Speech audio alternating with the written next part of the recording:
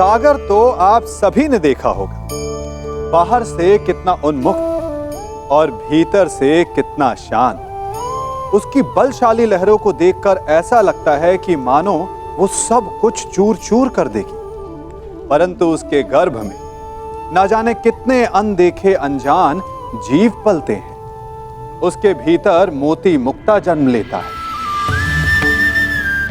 सागर एक है, परंतु उस सागर को लेकर के हमारी प्रकृति भिन्न भिन्न होती है। कोई उसमें तैरता है तो कोई उसकी लहरों का आस्वादन करता है, कोई उसमें अपने पांव भिगोता है तो कोई उसके भीतर जाकर मोती मुक्ता बाहर ले आता है, तो कोई तट पर बैठकर सागर की लहरों को निहारता है। कोई उसमें जीवन का आरंभ देखता है तो कोई उसमें अपने जीवन का अंत देखता है। सागर एक है, परंतु हमारी प्रकृति के अनुसार सागर की प्रकृति भी बदल जाती है। इसी प्रकार जीवन है सबके लिए समान, परंतु उस जीवन में आपको प्रसन्नता देखनी है, प्रसन्नता पानी है, या आपको पाना है अवसाद, ये आप पर निर्भर करता है।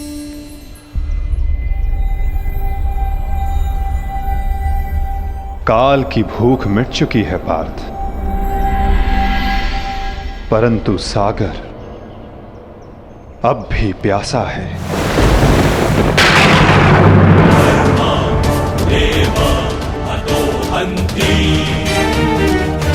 तुम शीघ्रता करो पार्थ, द्वारका की सभी स्त्रियों को और बालकों को अपने साथ हस्तिनापुर लेकर लौट जाओ।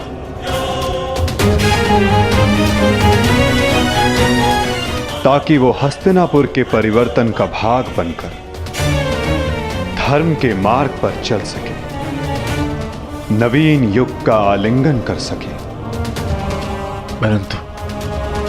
परंतु माधव, आप? आज मैं तुम्हारा सारथी नहीं हूं पार्थ। आज मैं तुम्हारे किसी भी प्रश्न का उत्तर नहीं दे सकता। आज मैं तुम्हारा सखा हूं, एक ज्येष्ठ भ्राता के समान हूं पार्थ। और जैसा मैंने कहा है वैसा करो पार्थ।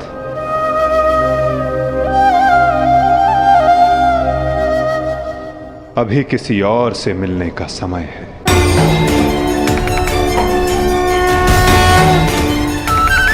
जैसी आपकी आज्ञा।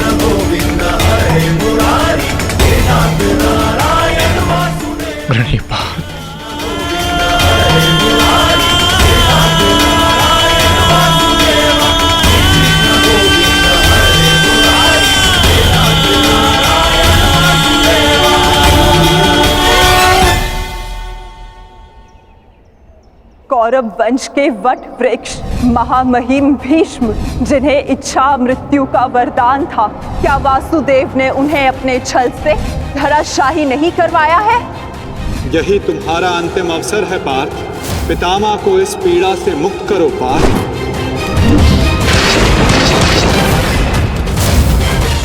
वासुदेव ने द्रोण पुत्र अश्वत्थामा की मृत्यु का छल रचकर आचार्य द्रोण का वध नहीं करवाया है? क्या मेरे पुत्र दुर्योधन की रक्षा कर रहे उसके मित्र कर्ण को छल से नहीं मरवाया है वासुदेव ने? अंगराज को युद्ध का आवाहन दो पार्थ। यदि अंगराज के हाथों में विजय धनुष आ गया तो तुम कुछ नहीं कर पाओगे पार्थ। बाण संधान करो पार्थ। पुत्र दुर्योधन पर युद्ध के नियमों के विरुद्ध जाकर प्रहार किया गया, क्या वो वासुदेव का छल नहीं था?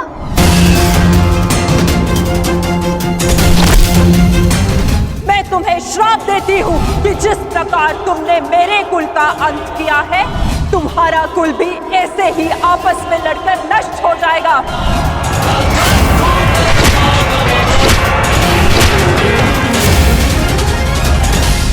एक बहुत ही बुद्धिमान ज्ञानी पुरुष ने मुझसे कहा था कि मनुष्य अपने प्रत्येक चयन का परिणाम स्वयं भुगतता है।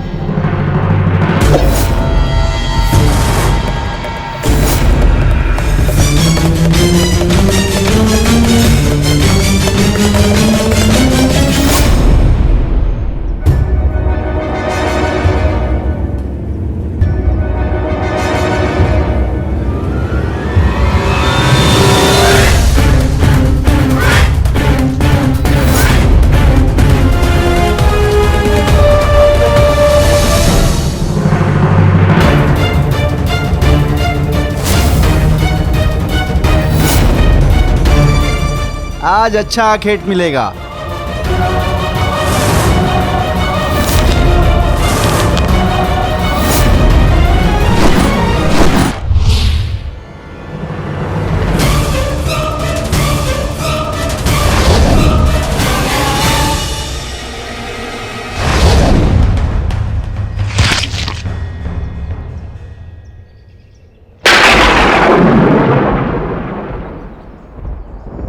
आपका ये बाण मेरा चरण भेद नहीं पाया, परंतु अब से मेरे शरीर का ये भाग सबसे दुर्बल होगा और अब कोई भी बाण मेरे इस स्मरण स्थल को भेद पाएगा और यही मेरे इस देह को त्यागने का कारण बनेगा। आपका स्वागत है कालदेव। माता गांधारी का श्राप अब पूर्ण हुआ।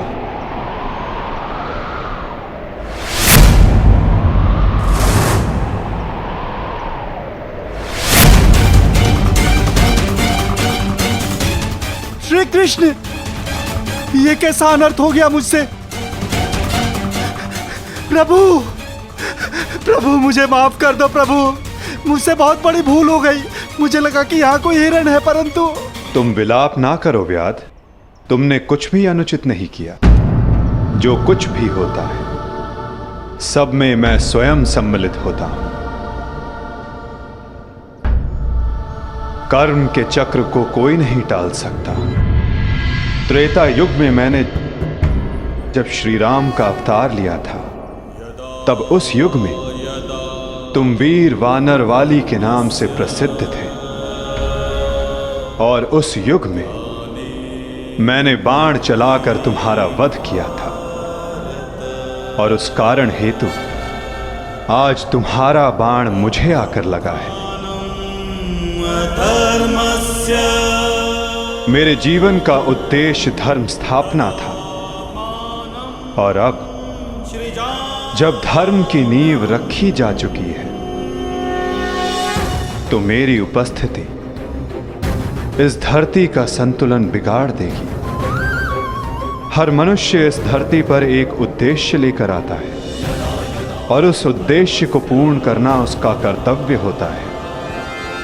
मैंने अपने जीवन का उद्देश्य पूर्ण किया और आज तुमने अपना कर्तव्य पूर्ण किया व्याध। किंतु जब जब धरा पर अधर्म और अन्याय बढ़ेगा, मैं तब तब लौटकर पुनः आऊंगा। मैं जा रहा हूं, किंतु मेरी सीख गीता का ज्ञान बनकर समस्त संसार में शेष रहेगी। वो बालकों की चंचलता में होगी, इस संसार के कण कण में होगी। रूप बदलेगा किंतु मैं सदैव रहूंगा। शरीर का अंत होता है किंतु जो अमर रहता है वो है सीख।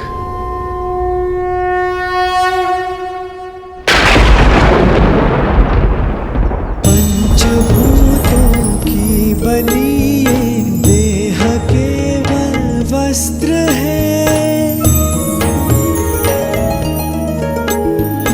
पंचभूतों की बनी ये देह केवल वस्त्र है। आत्मा का जो वास्तविक है घर कहीं यत्र है। व्यर्थ चिंता है जीवन की, व्यर्थ है मृत्यु का भय। आत्म को ना मार पाते शस्त्र अग्नि समय। ईश्वर स्वयं है सृष्टि सारी, कहाँ उसको खोजना। जो भी होता शुभ ही होता, सब उसी की योजना। कामनाएं फल की छूटे, वो ही सच्चा कर्म है। ईश्वर चरण में हो समर्पण, वो ही केवल धर्म है।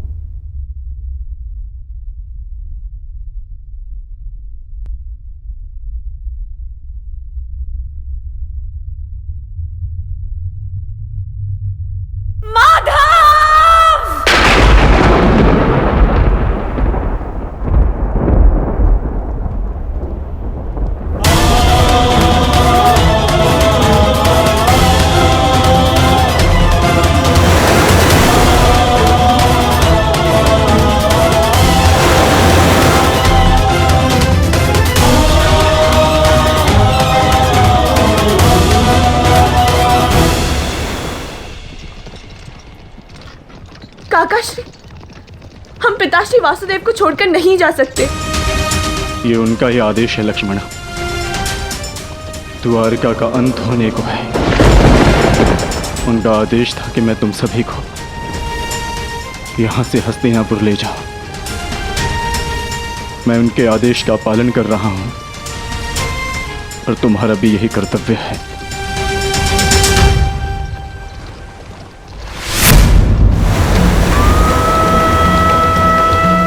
हे भगवान,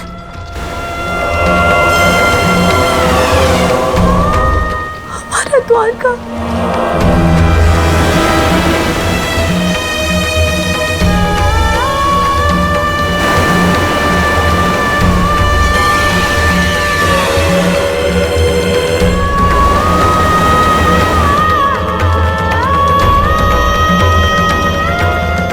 माधव का संदेश था लक्ष्मणा कि लक्ष्य पूर्ण हो जाने के पश्चात समापन आवश्यक है, अन्यथा संतुलन बिगड़ता है। सृष्टि अपना संतुलन बना रही है लक्ष्मणा।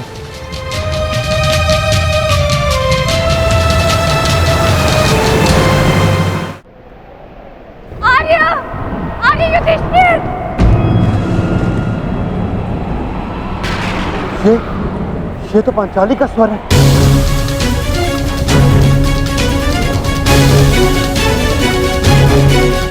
आर्या! आर्या! आर्य! माधव! क्या हुआ पांचाली? माधव किसी संकट में है आर्य। द्वारका पर कोई संकट आया। वो माधव किसी समस्या में। हम हाथ पर हाथ धरे नहीं बैठ सकते। शांत शांत शांत शांत पांचाली, शांत। तनिक सोचो, जो हर समस्या का हल है, जो हर संकट का मोचन है, उन माधव को कुछ नहीं होगा। और फिर अर्जुन द्वारका गया है ना? परंतु आर्य। धैर्य रखो पांचाली, माधव को कुछ नहीं होगा। मुझे उन पर पूरा विश्वास है और अपने अनुज अर्जुन पर भी।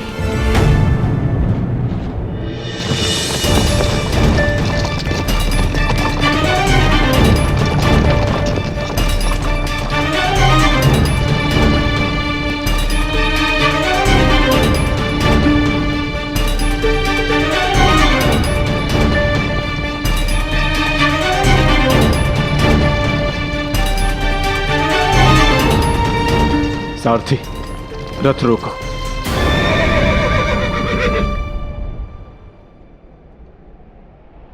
ये स्थान सुरक्षित लग रहा है।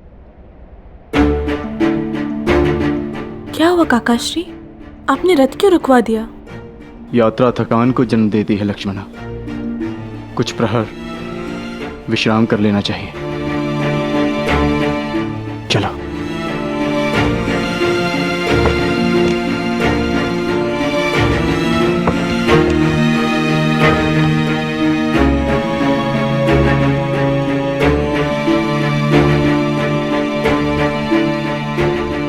आज मैं तुम्हारा सारथी नहीं हूं पार्थ, आज मैं तुम्हारा सखा हूं। एक ज्येष्ठ भ्राता के समान हूं पार्थ, और जैसा मैंने कहा है वैसा करो पार्थ।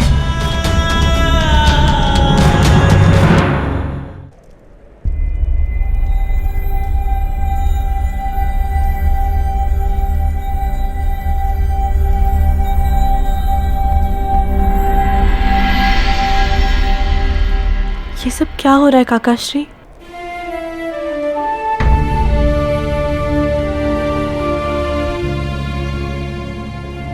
हम सभी मनुष्यों का जीवन एक यात्रा के भांति होता है लक्ष्मणा, जिसे हमें पूर्ण करना होता है। जहां से एक मनुष्य की यात्रा समाप्त होती है, वहीं से एक दूसरी यात्रा का आरंभ होता है। और यही जीवन है। परंतु हमारी यात्रा विशेष है लक्ष्मणा। तुम थक गई होंगी, जाओ विश्राम कर लो। जैसी आपकी आज्ञा हो।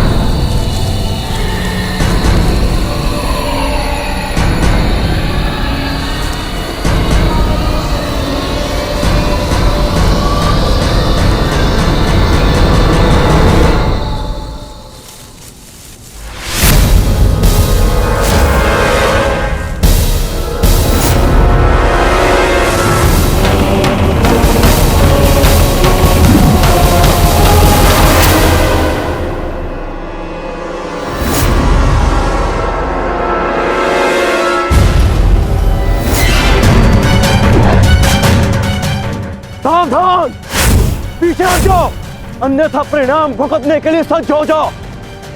उत्तर दो इसे।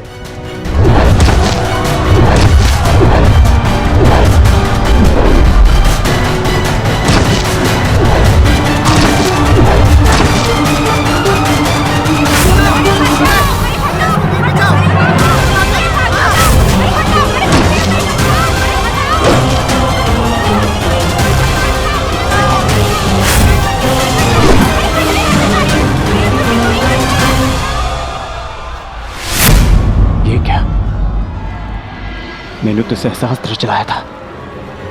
मेरे बाण शस्त्र बाणों में परिवर्तित क्यों नहीं हो रहे?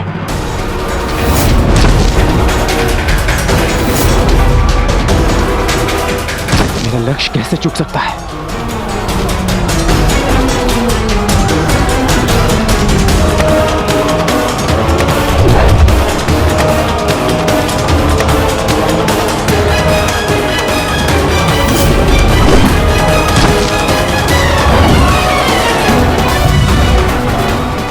पर्वतास्त्र।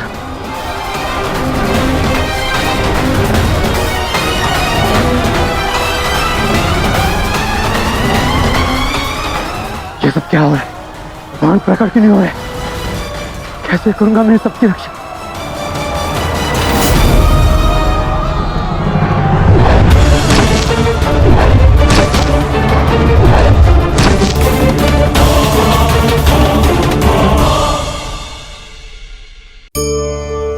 कभी आप ब्रह्म मुहूर्त में जगे हैं? जगकर आकाश की ओर देखेंगे तो पाएंगे कि भोर होने से ठीक पूर्व रात्रि तनिक अधिक घनी हो जाती है। अर्थात जब समस्याएं अपनी चरम सीमा पर होती है तो उनका हल निकट होता है, परंतु जो इस अंधकार से हार जाता है वो इस अंधकार में डूब जाता है, और जो संघर्ष करता है वो उस अंधकार से उभर आता है। सदैव स्मरण रखिएगा, अंत चाहे कितना भी अंधकारमय क्यों ना हो, उसके पश्चात एक नया आरंभ फूटता है, एक नया उदय होता है। चक्रवात के पश्चात जो शांति छाती है, उसके पश्चात प्रारंभ होता है शुभ जीवन का, शुभ भविष्य का, शुभ नव प्रारंभ का।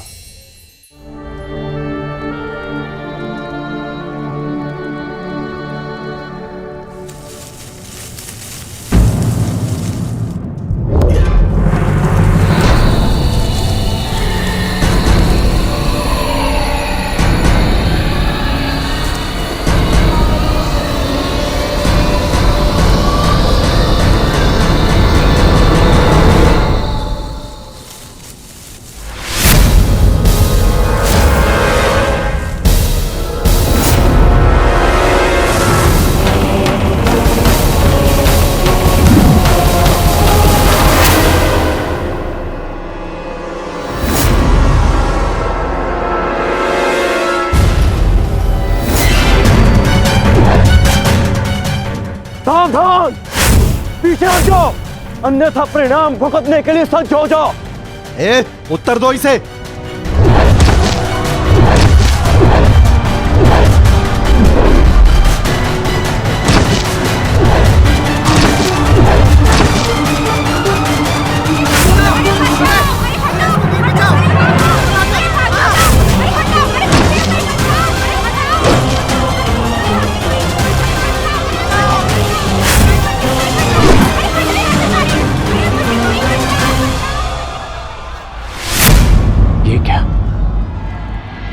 मैंने तो सहस्त्र चलाया था, मेरे बाण शस्त्र बाणों में परिवर्तित क्यों नहीं हो रहे?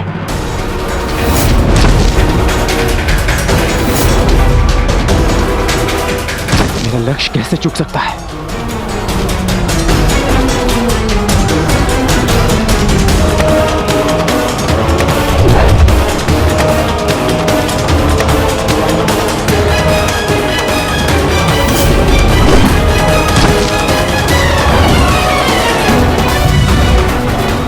पर्वतास्त्र।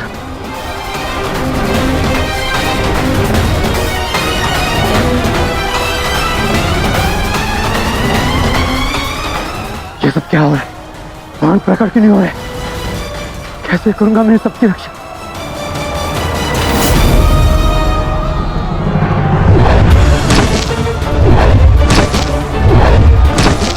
तुम शीघ्रता करो पार्थ, द्वारका की सभी स्त्रियों को अपने साथ हस्तिनापुर लेकर लौट जाओ। किंतु माधव, मैं आपके आदेश का पालन कैसे करूं? कैसे करूं इन सबकी रक्षा?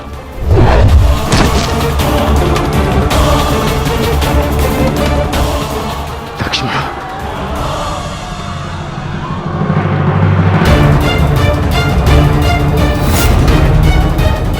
इधर छुप के बैठिए। उठ, उठ, चलो, चल, चल।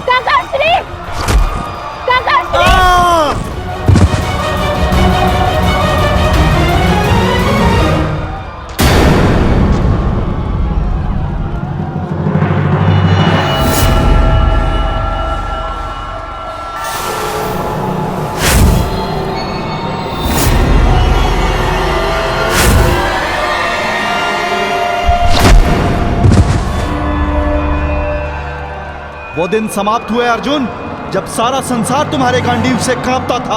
अब नवयुग आरंभ हो चुका है।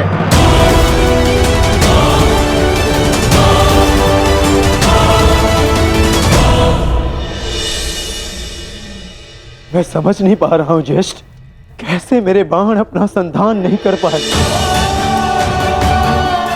कैसे मेरे गांडीव की प्रत्यंचा टूटी। मेरे रहते हुए मेरी सुरक्षा में आई कितनी स्त्रियों को वो कितने धन को लूट कर लेगा, और मैं कुछ नहीं कर सका।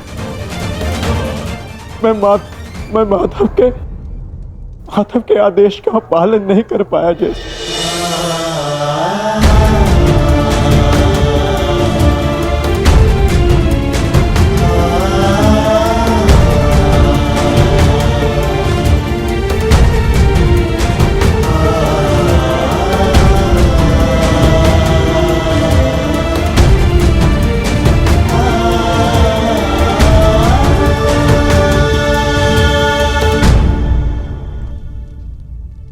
नाश हो गया, कुछ नहीं बचा। माधव का संदेश क्या है अर्जुन?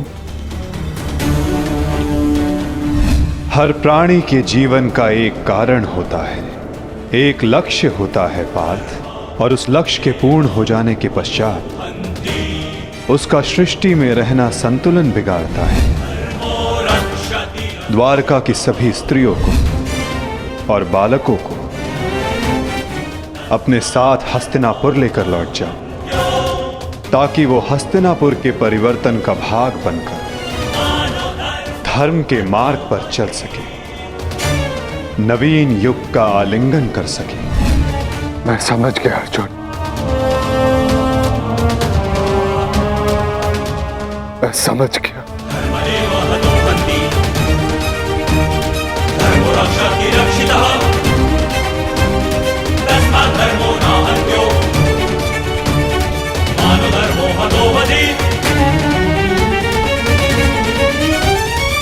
परिवर्तन का समय आ गया है।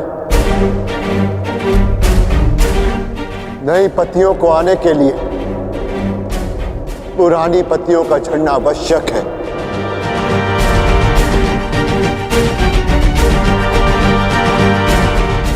आपका मंतव्य क्या है आर्य? शीघ्र ही सबको सब कुछ समझ आ जाएगा।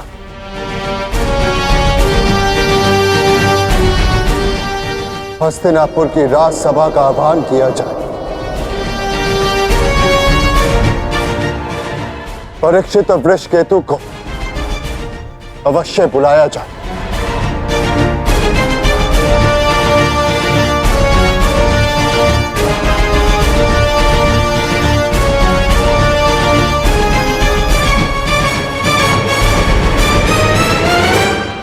आज ये सभा यहां इसलिए बुलाई गई है, जो योग्य है उसे उसका अधिकार प्राप्त हो।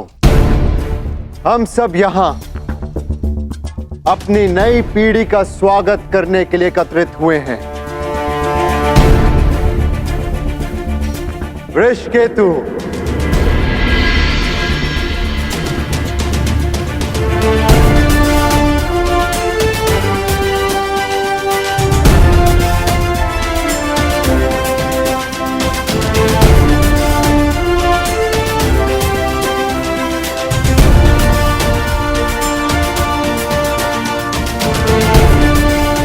परीक्षित,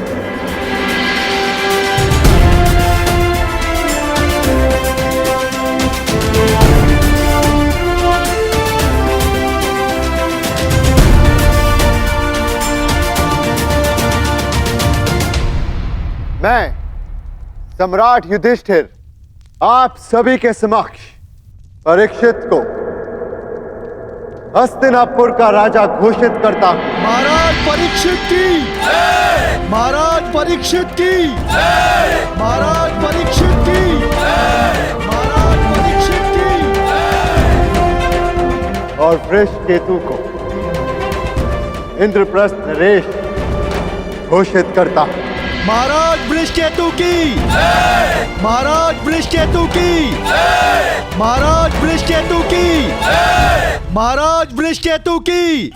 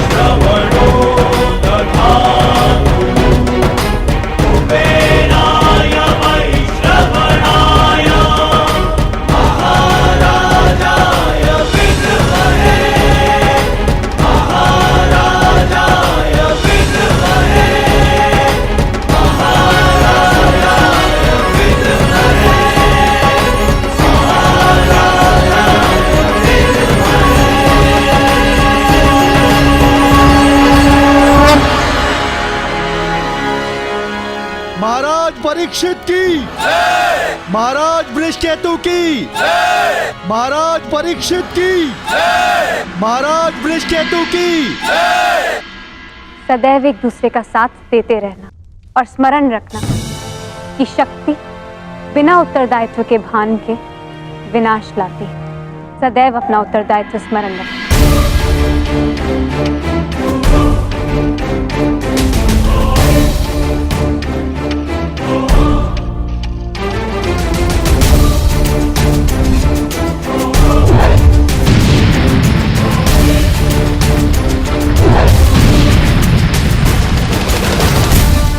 तुम्हारे पिता ने तुमसे छोटी आयु में चक्रव्यूह तोड़ा था। ध्यान रहे, काम, क्रोध, मद, मोह और आसक्ति के चक्र में मत पड़ना पुत्र। हमें तुमसे अनेकों आशाएं हैं।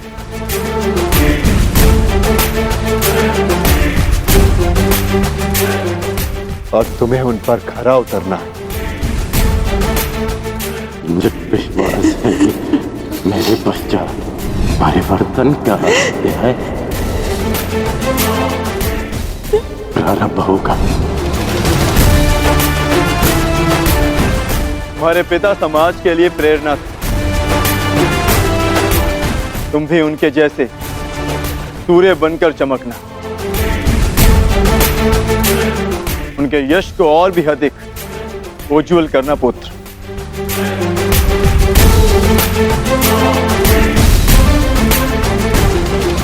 और स्मरण रखना पुत्र, मनुष्य का कर्म उसके चुनाव, उसकी नियति का निर्धारण करता है।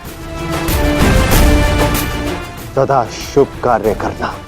महाराज वृषकेतु की, महाराज परीक्षित की, महाराज वृषकेतु की, महाराज परीक्षित की, महाराज वृषकेतु की, महाराज परीक्षित की, महाराज वृषकेतु की, महाराज परीक्षित की। शौचमिंद्रिय निग्रह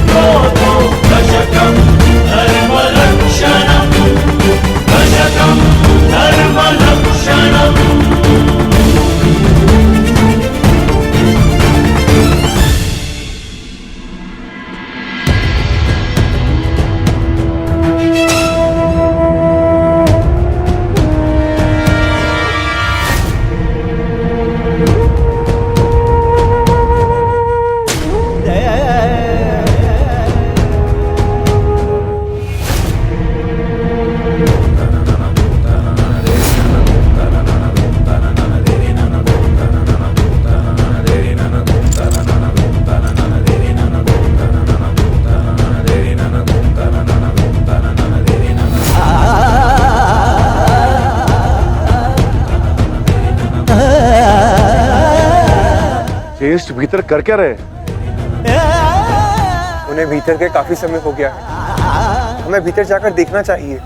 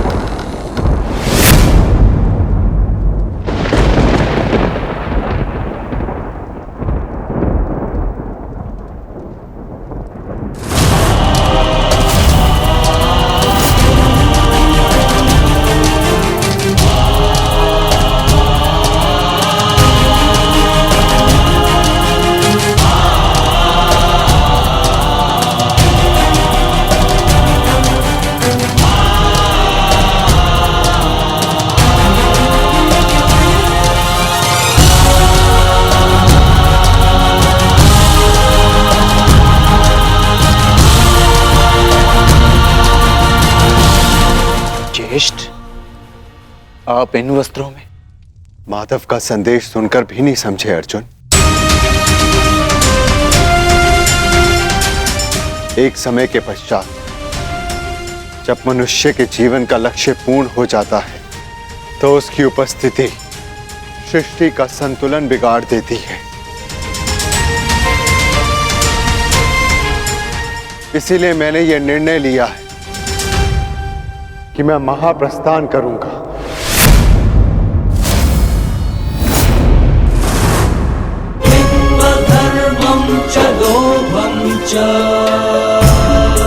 किंतु इस प्रकार आप हम सभी को अकेले छोड़ के नहीं जा सकते ज्येष्ठ।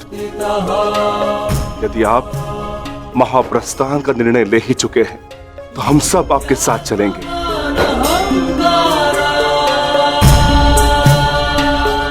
क्योंकि जहां आप है ज्येष्ठ वही हमारा घर है। हाँ ज्येष्ठ, मनुष्य अपनी परछाई के बिना अस्तित्व में कैसे रह सकता है? हम पांचों भाई एक दूसरे की परछाई हैं। हम ना एक दूसरे के बिना रहेंगे और ना ही जिएंगे।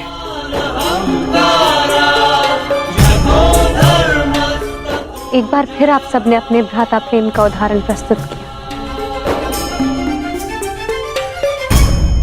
किंतु मेरा क्या आर्य?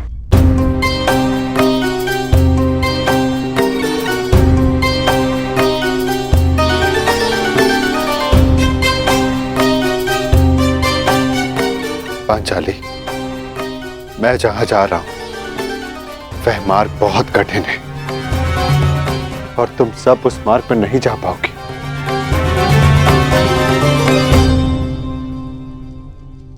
कोई भी मार्ग मेरे जीवन रूपी मार्ग से ज्यादा कठिन तो नहीं हो सकता ना आर्य?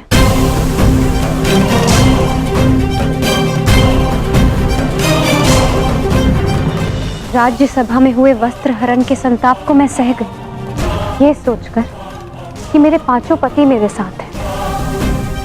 मेरा प्रतिकार ले।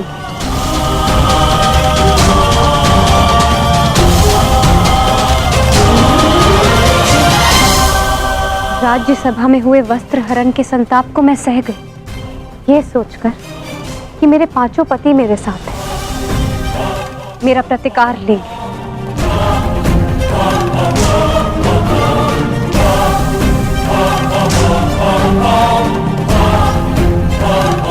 तेरह वर्षों के वनवास और अज्ञातवास को हंसते हंसते काटा, ये सोचकर कि मेरे पति मेरा त्राण करेंगे। मेरे पुत्रों की असमय मृत्यु से कठिन कोई और कंटक तो नहीं हो सकता ना आर्य, परंतु सहा मैंने, क्योंकि मेरे पुत्रों के पिता, मेरे 5 पतियों का सानिध्य मुझे प्राप्त है, और आज आप मुझे ही छोड़कर जा रहे। माता कुंती ने आदेश दिया कि 5 भाई आपस में बांट, मैं बटी आर्य, परंतु मैंने आप 5 को बटने नहीं दिया।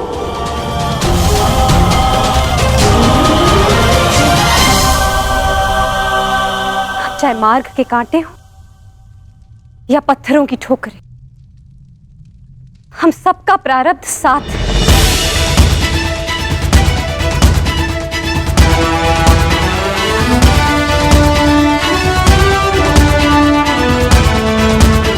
और यही मेरा निर्णय है आर्य।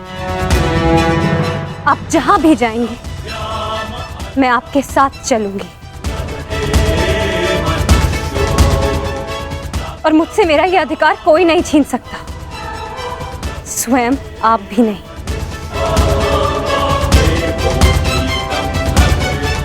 मैं चयन कर चुकी हूं आर्य, अब इस यात्रा का जो भी परिणाम होगा मुझे स्वीकार होगा।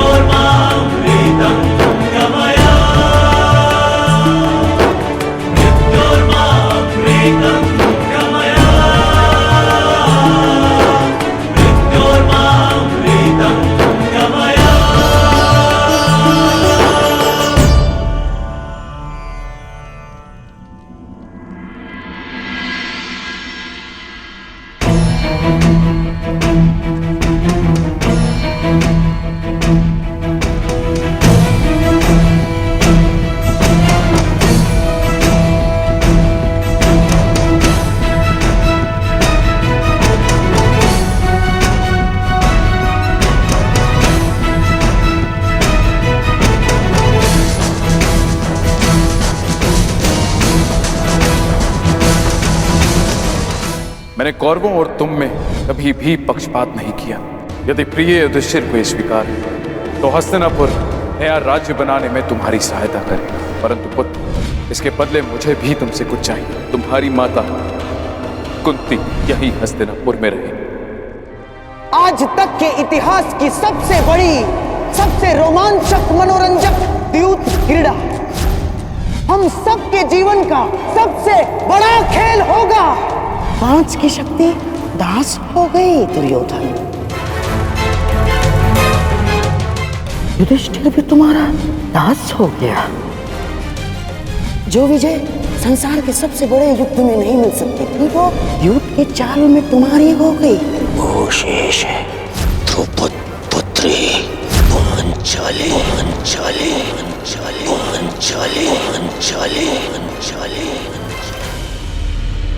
अब ये द्रौपद पुत्री पांचाली विधिवत तुम्हारी दासी हुई। दुशासन, तुम मेरा अपमान करने वाली उस दासी को अपने इन भुजाओं से उसके बाल पकड़कर खींचकर इस सभा में लेकर आओ। दुर्योधन, तुम अपनी सीमा का अतिक्रमण कर रहे हो। वहीं पर उन्हें विराम लगा दो। तुम इस भांति एक स्त्री का अपमान नहीं कर सकते। सावधान दुर्योधन, आप अपनी प्रतिज्ञा की सीमा में बंधे हैं पितामह। आप अपने वचन से बंधे हैं आचार्य। और तुम कर्ण मेरी मित्रता के बंधन में बंधे हो कर्ण। लीजिए ज्येष्ठ आपका आदेश ना मानने वाली दासी। आओ दासी द्रौपदी आकर मेरी टंगा में बैठो। आओ वस्त्र हरण करो इस दासी का।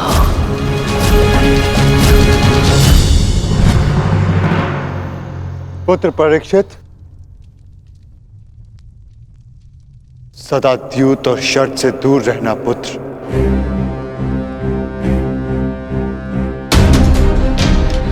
क्योंकि ये मनुष्य को काल के गर्त में पहुंचा देता है।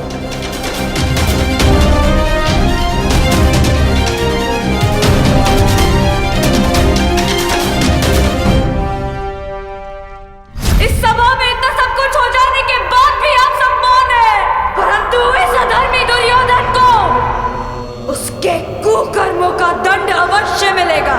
और उससे पहले इस सभा में उपस्थित वो हर व्यक्ति जिसने मौन रहकर ये अधर्म होते हुए देखा, उन्हें उनके मौन रहने का दंड मिलेगा।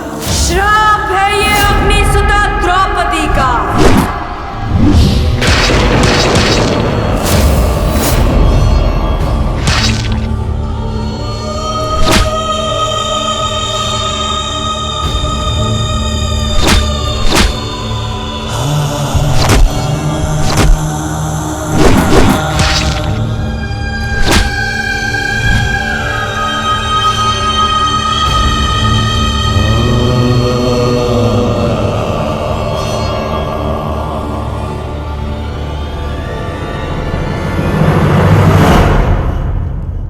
सदा स्त्री का सम्मान करना पुत्र।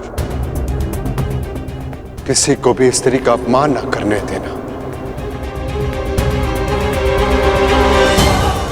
क्योंकि स्त्री का अपमान प्रकृति भी नहीं सहती।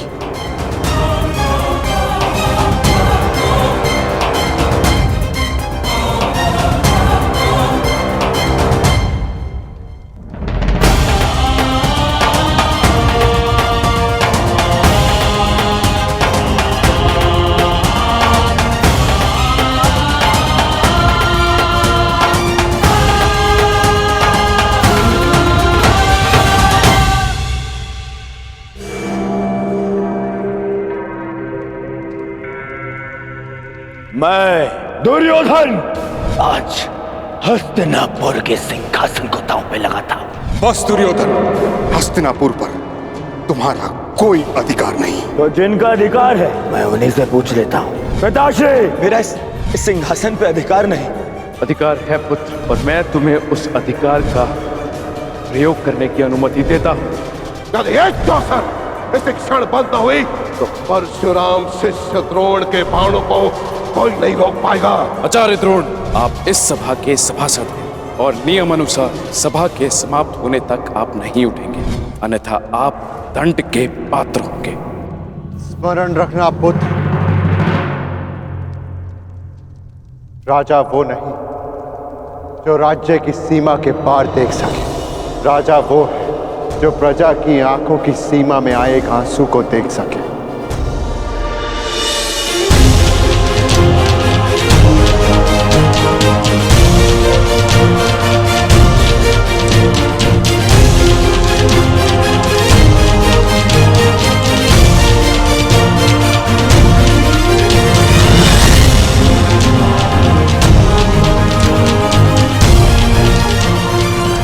राजनीति का नहीं, सदा प्रजा नीति को ध्यान में रखकर निर्णय लेना पुत्र।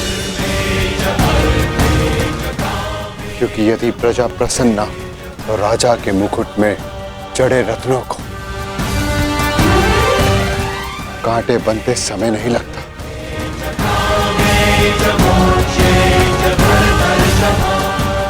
धर्म के साथ शासन करना,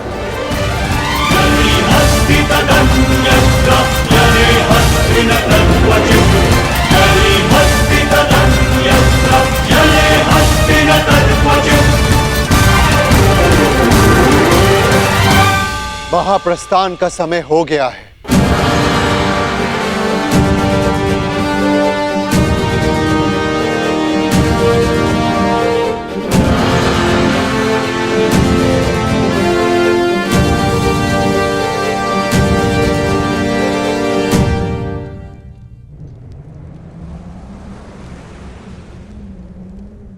वानप्रस्थ में प्रस्थान करने का समय आ गया है।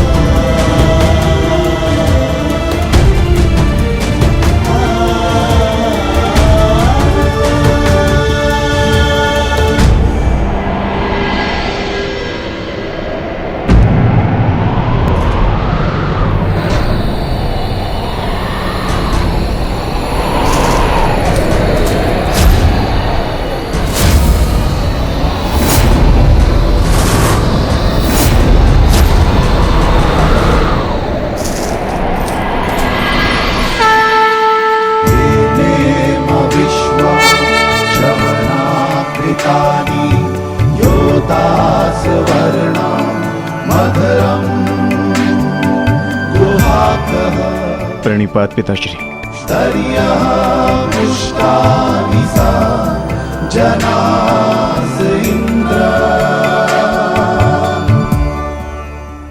महाप्रस्थान का अर्थ समझते हो ना पुत्रों?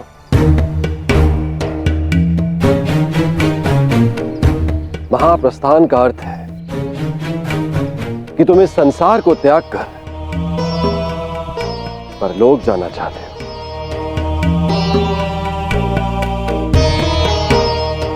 परंतु स्मरण रहे, यह मार्ग इतना सरल नहीं है पुत्रों।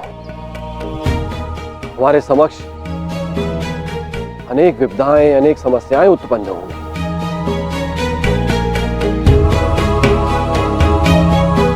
और तुम्हारे संरक्षक इंद्र के रहते हुए यह कैसे संभव है?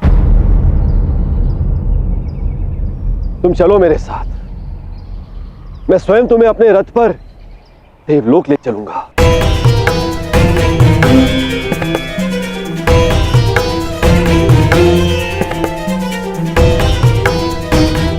आपका हमारे प्रति ये प्रेम गदगद कर देने वाला है इंद्रदेव। परंतु हम आपके साथ जाएंगे या नहीं, इसका निर्णय स्वयं इंद्रपुत्र लेंगे।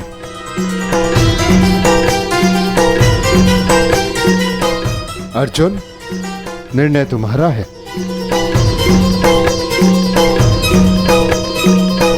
पिताश्री, हम पूर्ण रूप से देव नहीं, हमारे भीतर आधा अंश मानवों का है और मनुष्य को परलोक तक पहुंचने के लिए यात्रा करना अनिवार्य है। हम मनुष्य की पीड़ा और समस्याएं सहते हुए महाप्रस्थान करेंगे।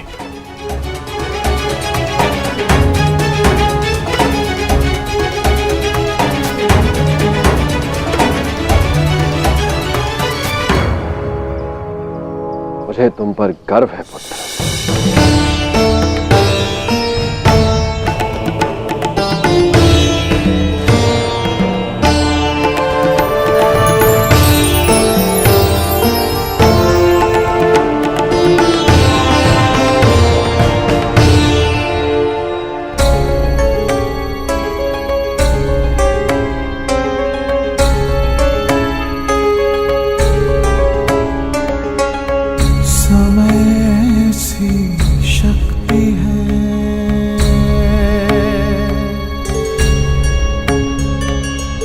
सभी समय से हारे,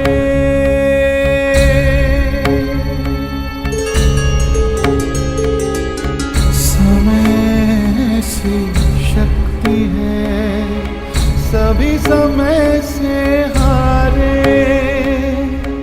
राजा हो या रंग सभी बनते रहे बेचारे। समय बड़ा महान है इस जग में, समय बड़ा महान, समय बड़ा महान है इस जग में, समय बड़ा महान।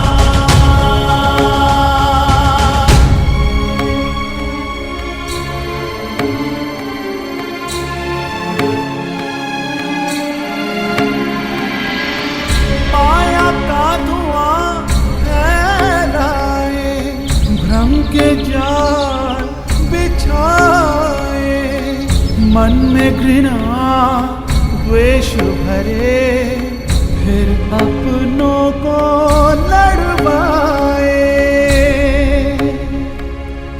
सही समय पे सत्य को लाए, झूठ को करे किनारे।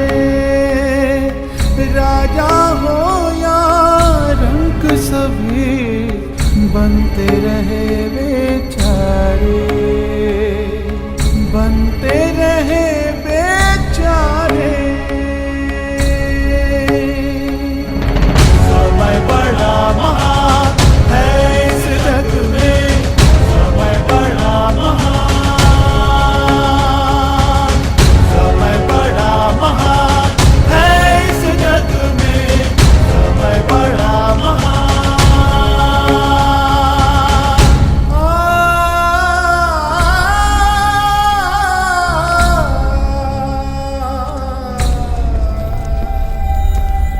हट हट।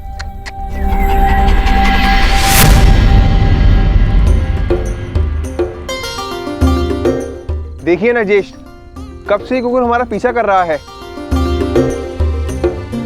जाओ, हमारे पास तुम्हें देने के लिए कुछ भी नहीं है। प्रतीत होता है कि आर्यनकुल के रूप पर मोहित हो गया है।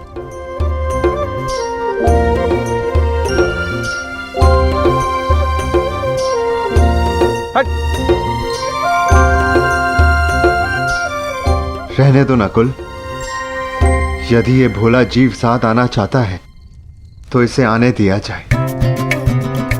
मनुष्य की अंतिम यात्रा में जो साथ दे, उससे सच्चा सह यात्री और कोई नहीं। और फिर क्या पता, इस कुकुर को भी इसका लक्ष्य प्राप्त हो जाए। आने दो।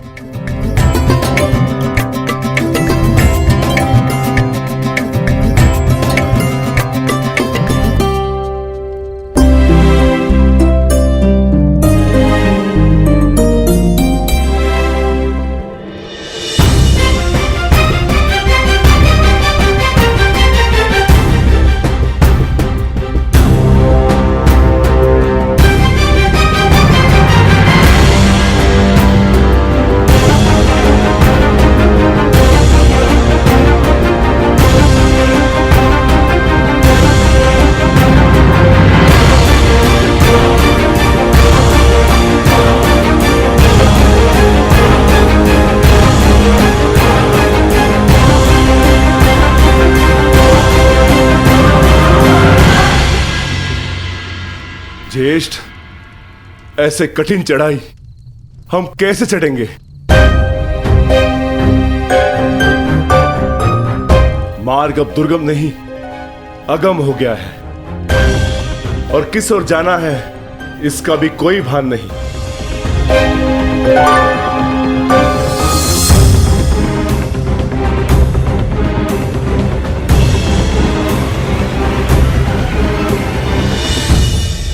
हमें कैलाश पर जाना है भीम, और अब वही मार्ग दिखाएंगे जो कैलाशपति हैं।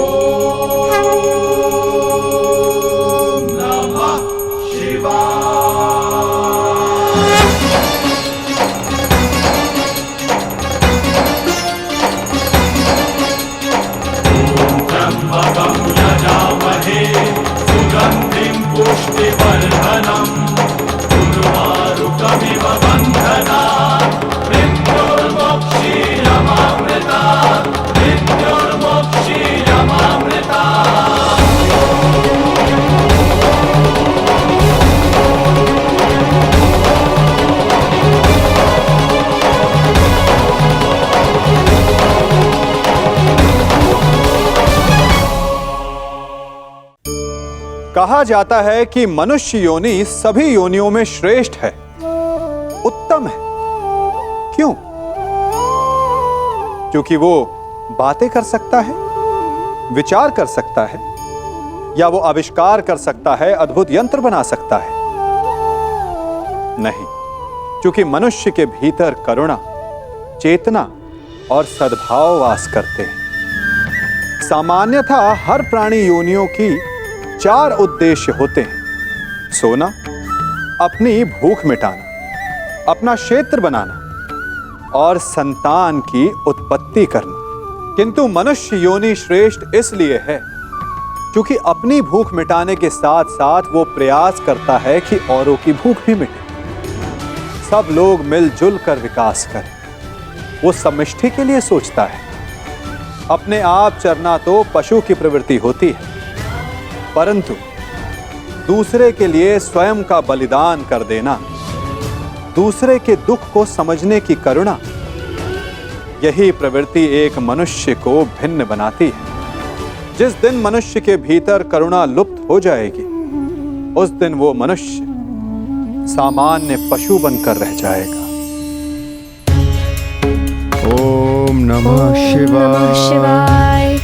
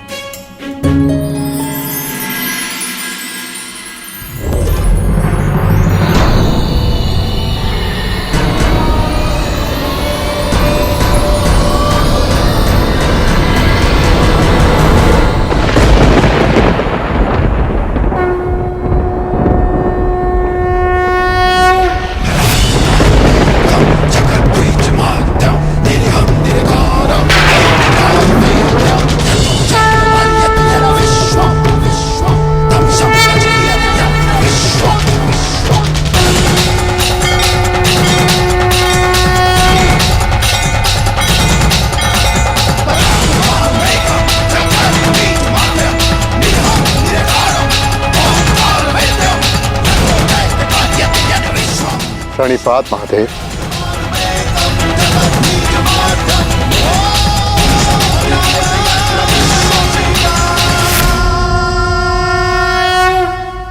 तपस्या तो सभी करते, परंतु अपने कर्म में रत रहकर भी जो ईष्ट का स्मरण करे वही वास्तविक तपस्वी है। युधिष्ठिर, तुम सबने एक क्षण भी मेरा ध्यान नहीं त्यागा। मैं प्रसन्न हुआ। यहाँ पृथ्वी का छोर आ गया है पांडुपुत्रों। इससे आगे का मार्ग इहलोक को जाता है।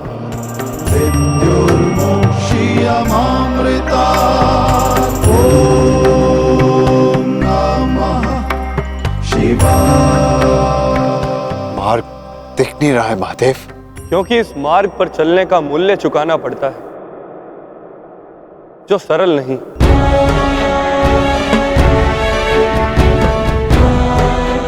उस मार्ग पर जाने के लिए सब कुछ त्यागना पड़ता है, वो सब जिसकी आवश्यकता उस लोक में नहीं। हर भाव, हर गुण, हर अवगुण, हर शक्ति, सब कुछ त्यागना होगा।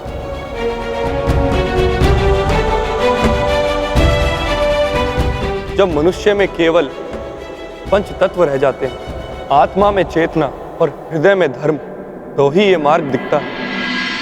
मैं समझ गया महादेव, मैं समझ गया।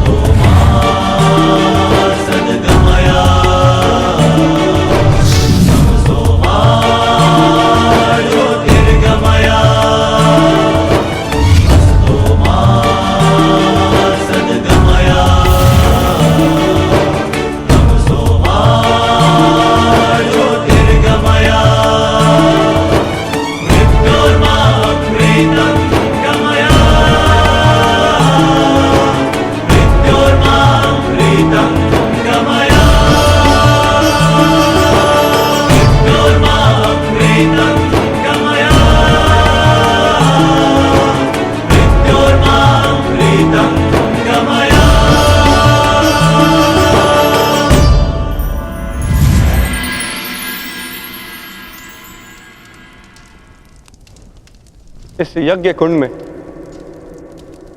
अपना हर भाव, हर शक्ति समर्पित कर दो पांडुपुत्रों।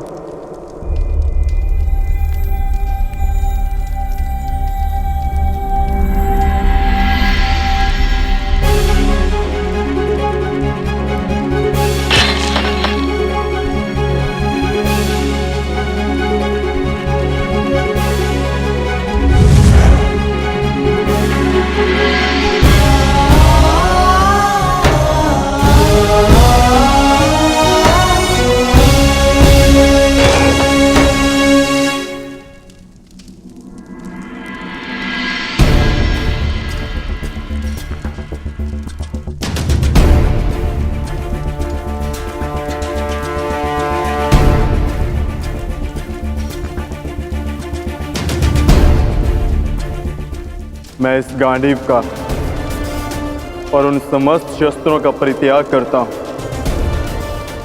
जो मैंने देवों से पाए।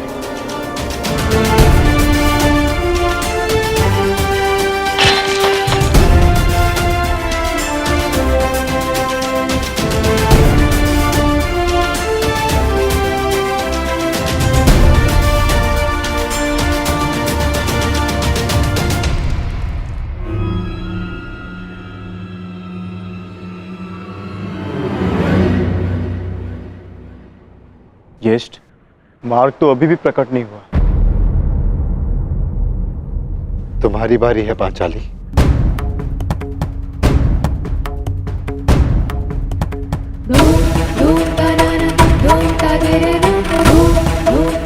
ना ही मेरे पास कोई अस्त्र है और ना ही कोई शस्त्र,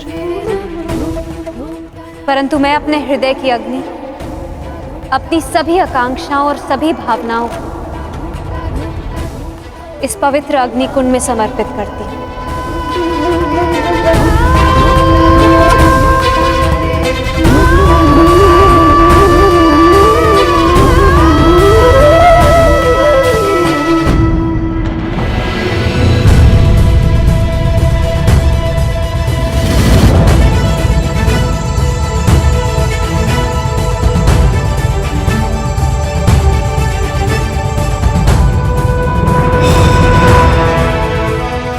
तुम्हारी यात्रा मंगलमय हो पुत्र।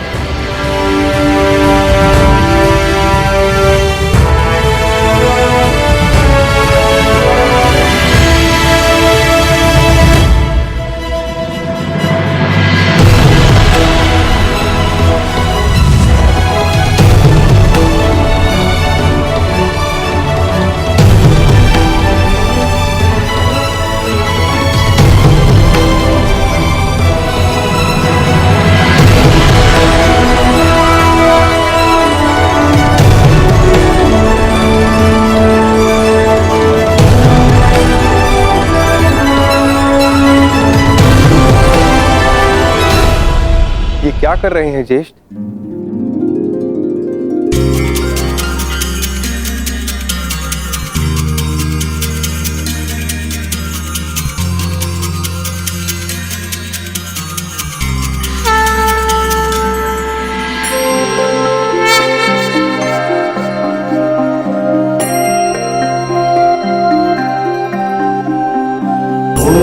त्र्यंबकं यजामहे सुगंधिं पुष्टिवर्धनम् उर्वारुकमिव बन्धनात् मृत्युर्मोक्षीयमामृतात्। यहाँ महादेव ने हमें जीवन का अर्थ समझाया है। सुगंधिं पुष्टिवर्धनम्। अब से इस स्थान को केदारनाथ के नाम से पुकारा जाएगा।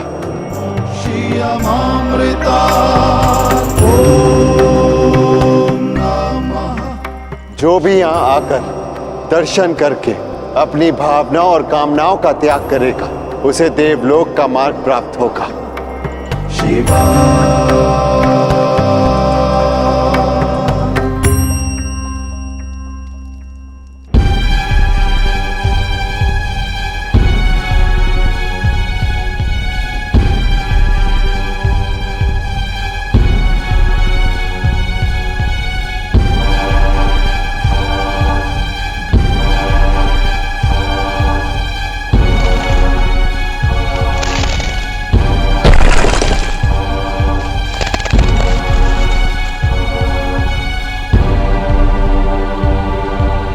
क्या करें ज्येष्ठ?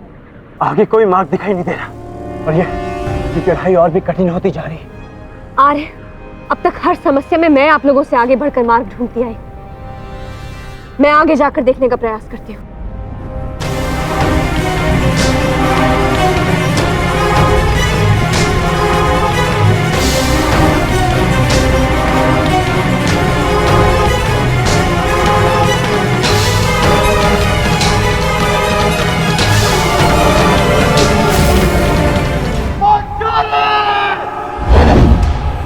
पांचाली!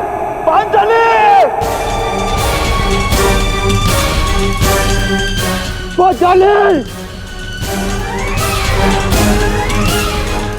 पांचाली! पांचाली!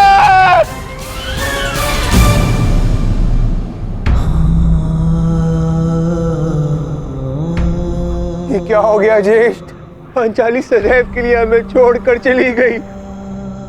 नहीं नकुल, ऐसा नहीं हो सकता। मैं इन सारे पर्वतों को नष्ट करके पांचाली को निकाल लाऊंगा।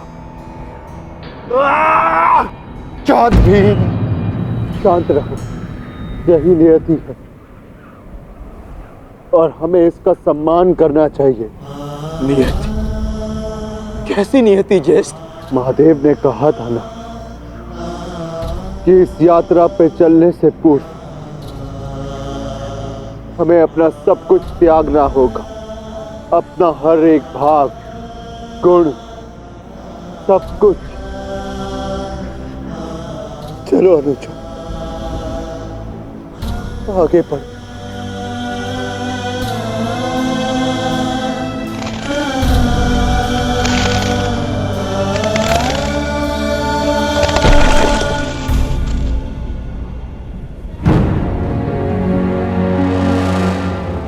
देखिए ज्येष्ठ, कितना सुंदर पुष्प है।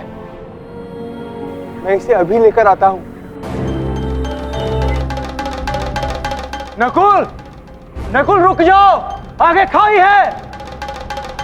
तुम्हें दृष्टि भ्रम हुआ है, वहां कोई पुष्प नहीं है। ज्येष्ठ, आप इसे नहीं देख पा रहे हैं, बिल्कुल निकट से इसे मैं देख पा रहा हूं। नकुल!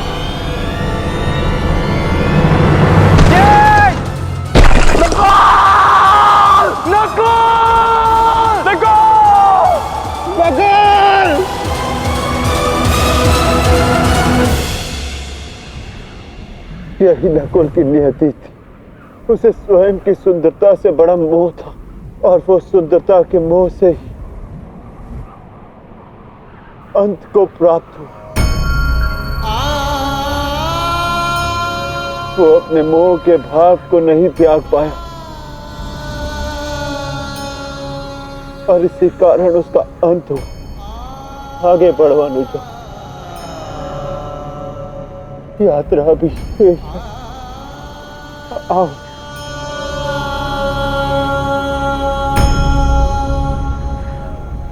आओ अनुजा।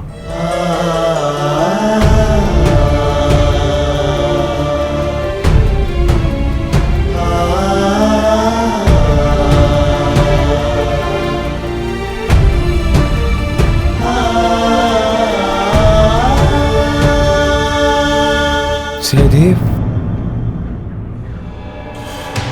नकुल, मैं यहां हूं। नकुल,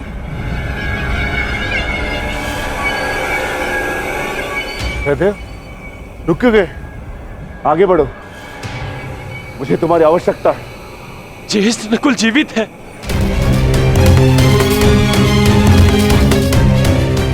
ज्येष्ठ, मैं उसे सुन सकता हूं। मैं उसे लेकर आता हूं। अनुज, देखो, ये तुम्हारा भ्रम है। भ्रम? भ्रम में तो आज तक आप हमें रखते आए हैं ज्येष्ठ, क्योंकि आपने कभी हमसे प्रेम किया ही नहीं। आपके सहोदर नहीं है ना हम? सौतेले भाई अंत तक सौतेले ही होते हैं।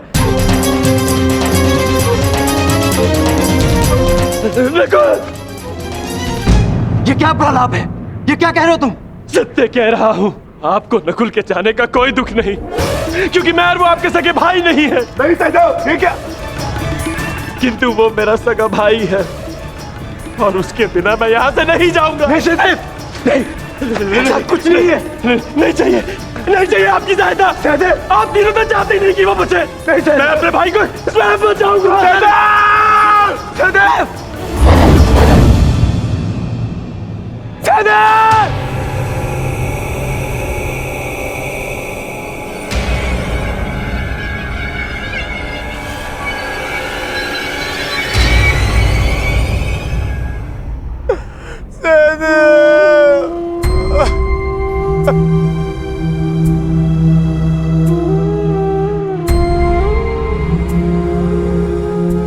उसकी मृत्यु का कारण था संदेह।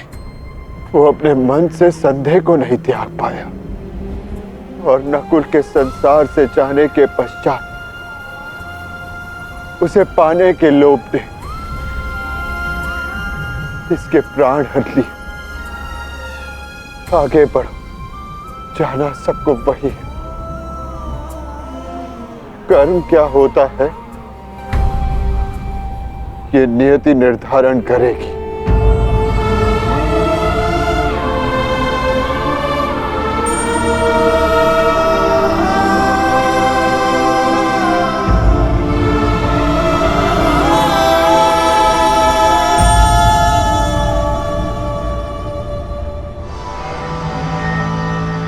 ज्येष्ठ,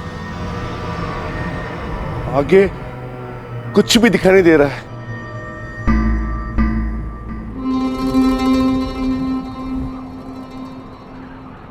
अब आगे का मार्गदर्शन मैं कराऊंगा।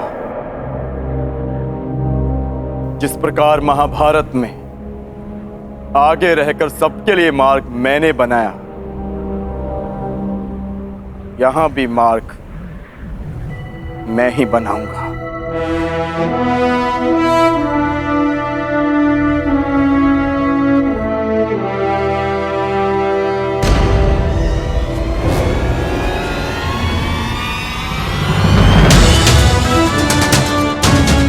तो बहुत बहुत विहल खाई है। इसे कैसे पार करेंगे?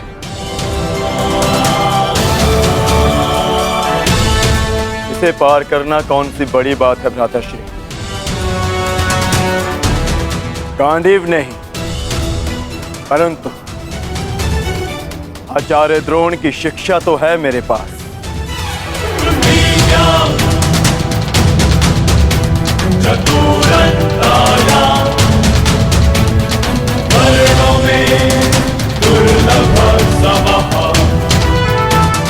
शस्त्र।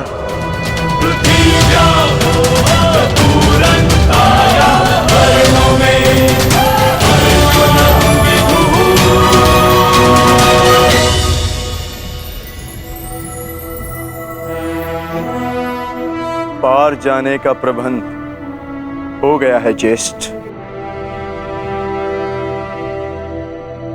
आगे बढ़िए।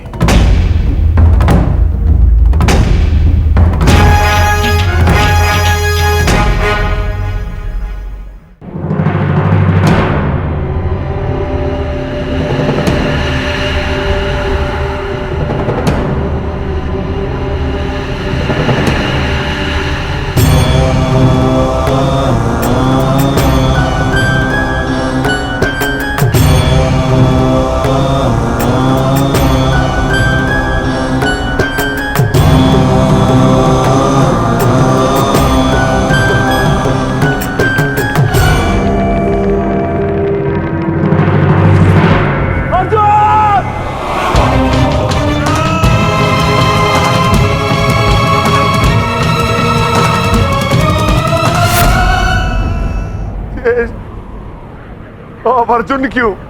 क्योंकि उससे मत था कि उससे श्रेष्ठ कोई नहीं। केदारनाथ में वो अपने मत को नहीं त्याग पाया, इसीलिए वो अंत को प्राप्त हुआ। आगे बढ़ो अनुज, यात्रा शेष है। बस बहुत हो गया ज्येष्ठ। मार्ग कार ढूंढते हैं। मैं पवन पुत्र हूं, श्री हनुमान का अनुज हूं। मैं अपने स्वयं के बल से मार्ग बनाऊंगा, नष्ट कर दूंगा इन सारे पर्वतों को।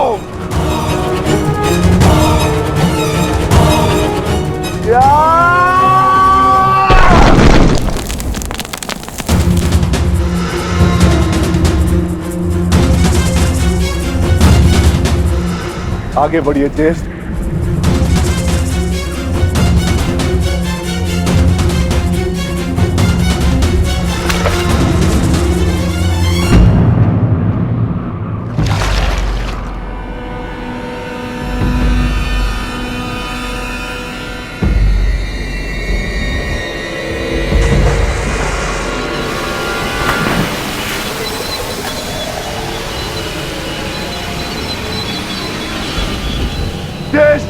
मुझे बचाइए।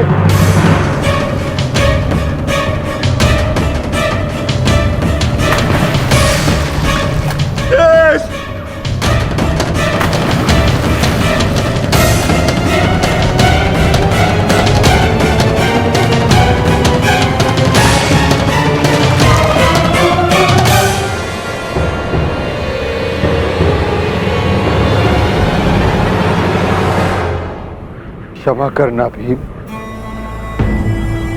तुम महाबली पवन पुत्र भीम हो, अपनी सहायता करने में सक्षम हो, परंतु ये भोला कुकुर अपनी सहायता नहीं कर सकता, इसीलिए मैंने इसे बचाया। मैं समझ गया ज्येष्ठ, मेरा अंत आ गया है, परंतु इससे पूर्व मैं अपने अंत का कारण जानना चाहता हूं। ज्येष्ठ बताइए। क्रोध, तुम्हारा क्रोध भयंकर था विक्रोधन।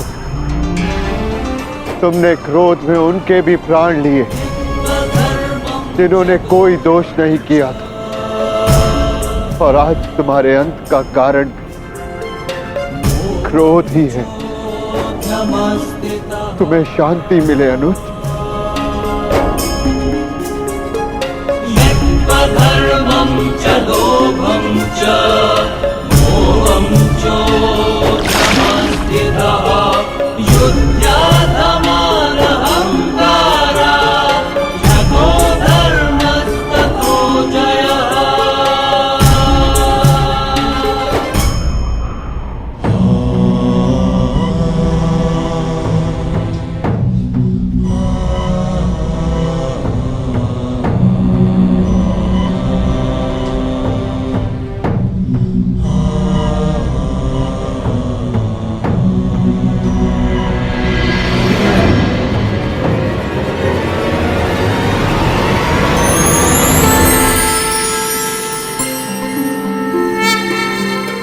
तुम्हारा स्वागत है युधिष्ठिर।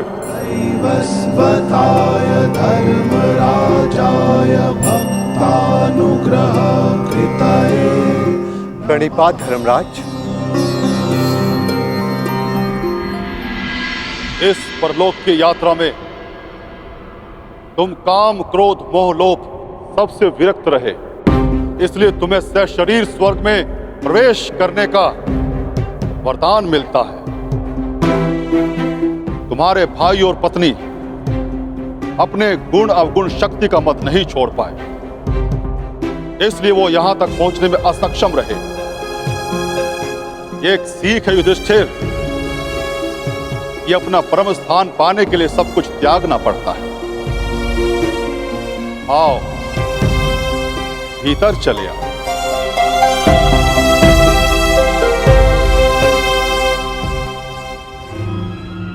आओ मित्र, भीतर चले। तुम इस कुकुर को अंदर नहीं ले जा सकते युधिष्ठिर।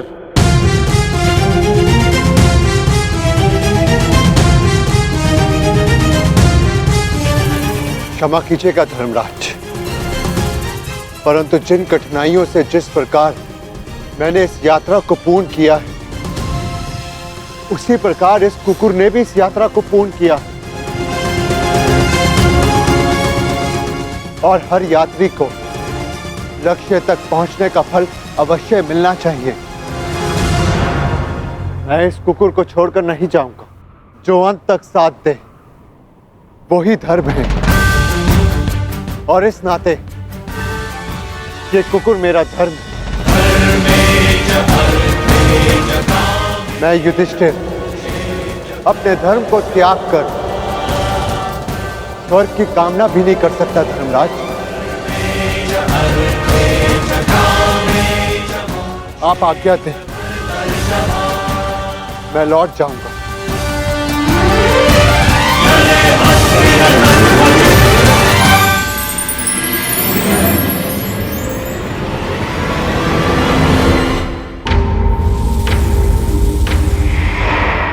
साधुवाद युधिष्ठिर, तुम अपनी परीक्षा में पूर्णतः सफल रहे। जो धर्म का साथ नहीं छोड़ता, धर्म उसे अवश्य परम धाम ले जाता है। चलो मेरे साथ स्वर्ग चले। जैसी आपकी आज्ञा धर्मराज।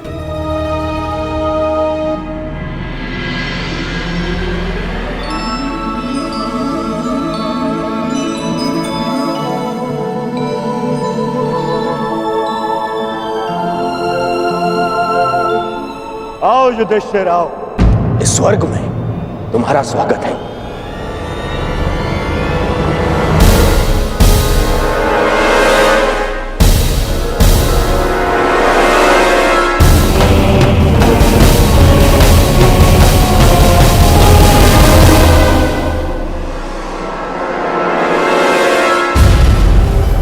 अंततः हम मिल ही गए।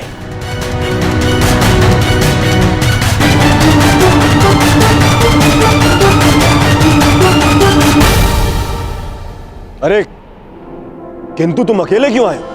तुम्हारे बाकी पांडव और पांचाली उन्हें कहां छोड़ाए? उन्हें साथ नहीं लाए?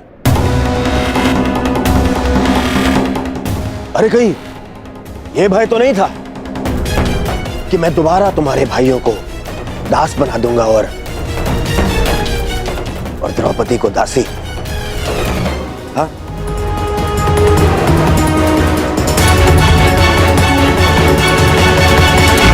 ये सब यहां क्यों धर्मराज?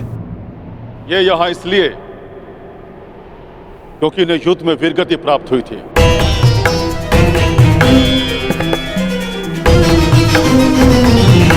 और ये पहले से निश्चित था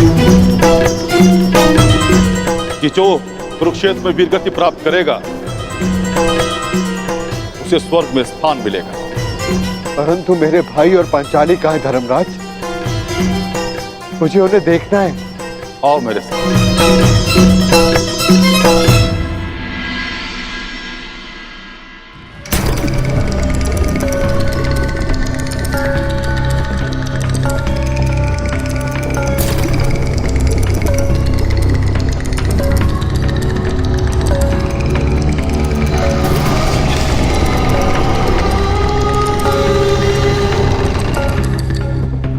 सब क्या है धर्मराज?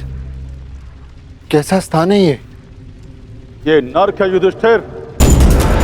नर्क? नर्क।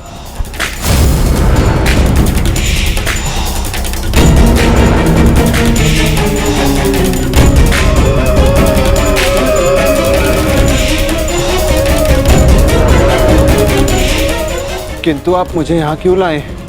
चलिए। रुकिए सम्राट युधिष्ठिर। हमें छोड़कर मत जाइए। आपकी देह को छूकर जो वायु आ रही है उससे हमारा मन तृप्त हो रहा है। ये किनका स्वर है धर्मराज? उनका, जिन्हें अपने अपने कर्मों का दंड मिल रहा है।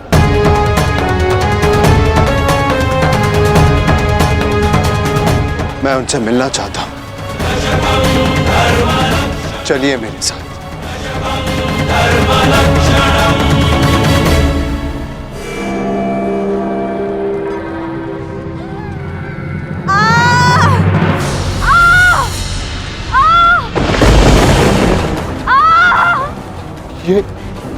ये अन्याय है धर्मराज। पांचाली ने पाप नहीं किया था, उसके साथ पाप हुआ था। नहीं धर्मराज, तुम भूल रहे। पांचाली ने दुर्योधन का अपमान किया राजसूय यज्ञ में। अंधे का पुत्र अंधा। परंतु उसने दुर्योधन के साथ साथ धृतराष्ट्र का भी उपहास उड़ाया था। हर क्षेत्र में निपुण होने के पश्चात भी और स्वयंवर में बुलाए जाने के पश्चात भी कर्ण को अस्वीकार कर दिया। ये शरसंधान नहीं होगा, क्योंकि मैं एक सूत पुत्र से विवाह नहीं करूंगी। ये वही दर्प की अग्नि है जो इसे जला रही है।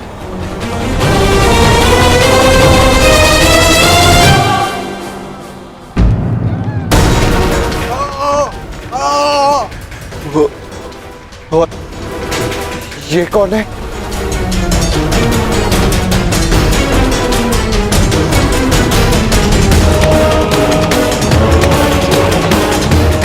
अपना बचपन स्मरण करो युधिष्ठिर, और स्मरण करो धनुर्विद्या के महारथी बालक का, जिसने अभ्यास में विघ्न डालने वाले श्वान का मुख बाणों से भर दिया था।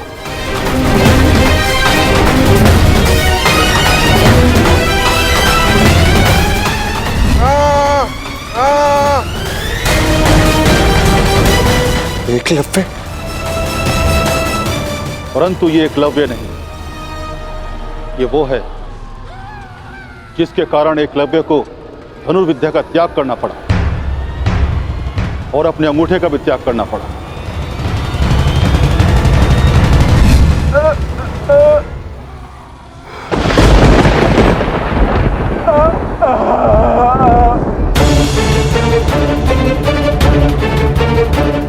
अर्जुन। अर्जुन की इसी लालसा के कारण एकलव्य को बहुत कुछ खोना पड़ा। वही पाप अर्जुन को इस परिस्थिति में ले आया है। तो फिर भीम का है धर्मराज? भीम उधर है।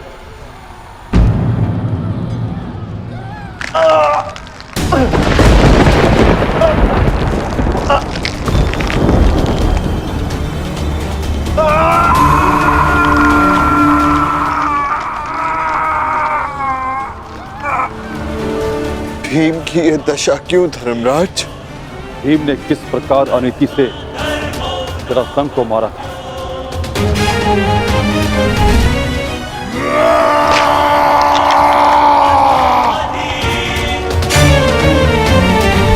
और किस प्रकार दुर्योधन की जंगा तोड़ी थी।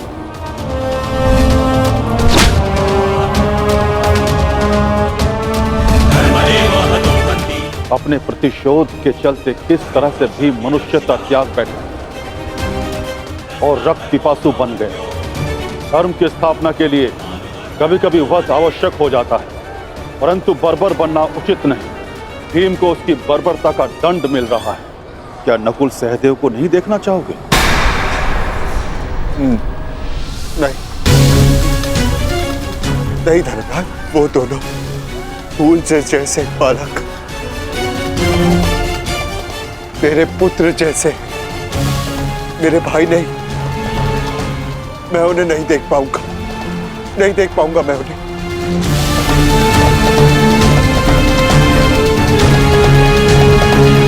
तो स्वर्ग चलें युधिष्ठिर?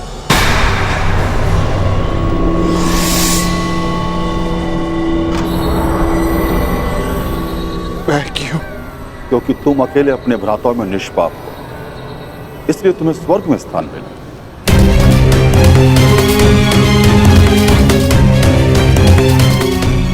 नहीं, नहीं धर्मराज,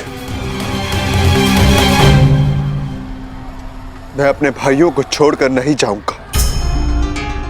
यदि उन्होंने कोई अनीति की है तो उसका कारण मैं एक ज्येष्ठ होने के नाते मेरा कर्तव्य था कि मैं अपने भाइयों को, अपने परिवार को उचित मार्ग दिखाऊं। मैं अपने परिवार को छोड़कर नहीं जाऊंगा यहां से। जहां मेरा परिवार रहेगा वही मेरे लिए स्वर्ग है। मैं यहीं रहूंगा धर्मराज, यहीं।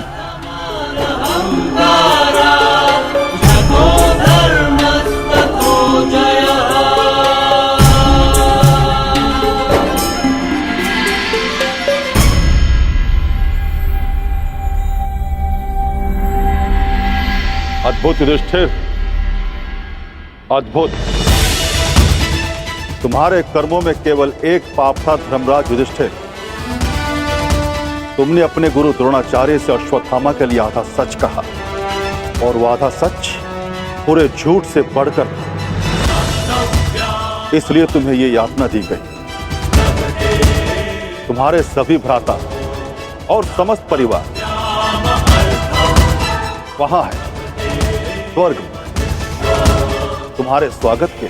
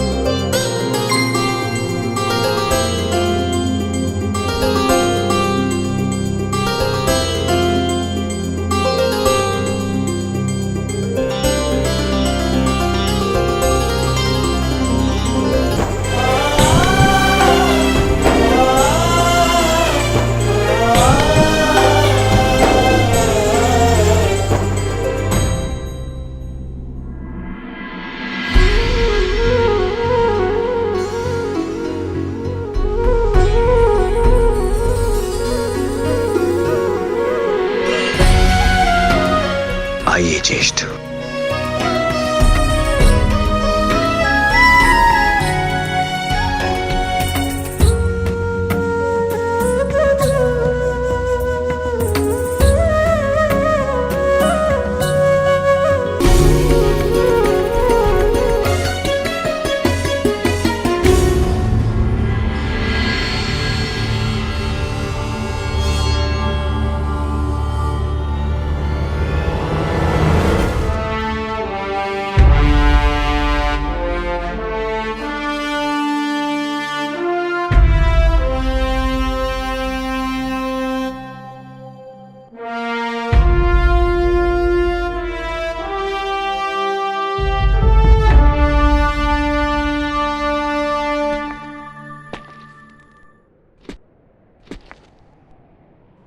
दिव्य दृष्टि से बाण शक्ति से जीते ये सारा रण।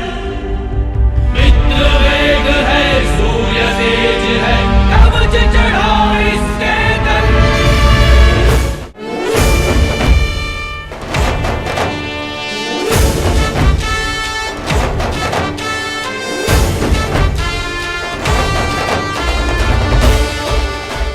ज्येष्ठ,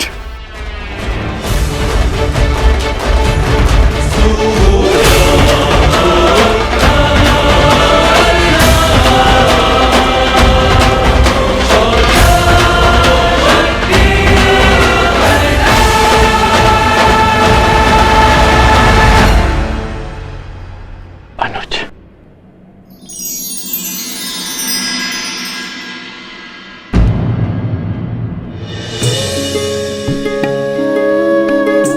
माधव,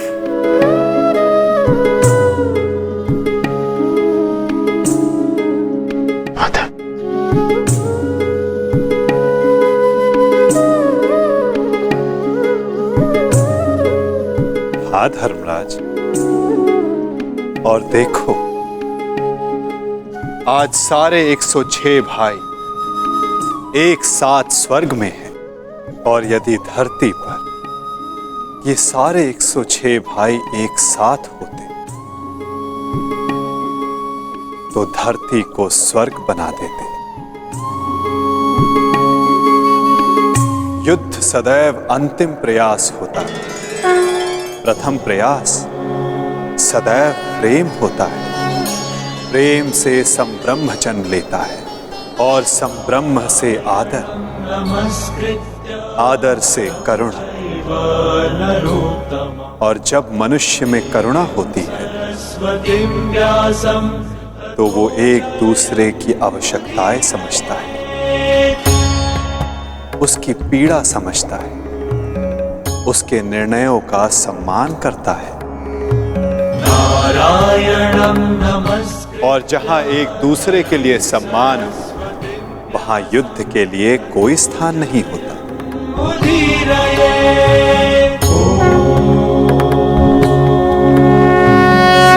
परंतु माधव,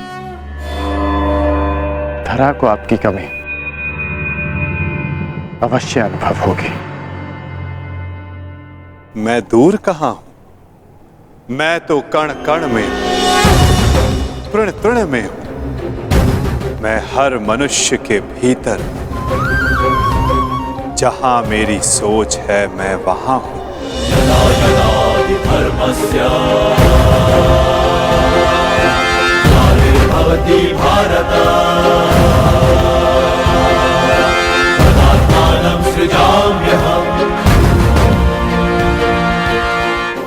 जब जब आवश्यकता होगी मैं तब तब आऊंगा, और आशा करूंगा कि इस बार मैं युद्ध में नहीं, परिवर्तन की यात्रा का सारथी बनूं, उसका सारथी बनूं जिसके मन में विजय नहीं, परिवर्तन का भाव हो।